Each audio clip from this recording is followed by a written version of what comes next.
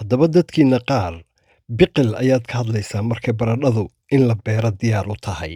Halkan annagu waxaan ku hadlaynaa toxid ayaan ka hadlayaa. Potato spores are toxid markay tahay iyo calaamad u gooni ah oo la yidhaahdo Solanine. Bal ku qor SOLANINE. Waa silent treat killer. Waa cudurrada ugu badan ee xanuunka keena caabuqa, taasoo markay ka soo baxaan nabrahaasi adigu iminka aad biqle ugu yeerayso, annagu waxaanu kugu leenahay waa Solanine poison ah weeye. Markaa walaalayaal wadaagayaal, the deadly danger food ayuu ka mid yahay noocan iminka na hor yaalla, waana silent treat oo si aamusan wax u dilaa. Walaalayaal, baradhada noocana runtii sprouted waa poison. Markay sidaa isku beddesho, anigu waa iga talo.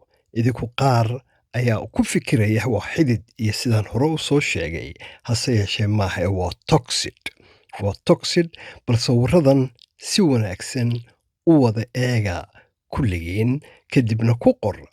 Google garee adiguba. Inta badan waxay ku dhashaan marka lights fara badan u helo. Haddaad talaagada geliso oo lightska ku badan yahay, waa sidaa.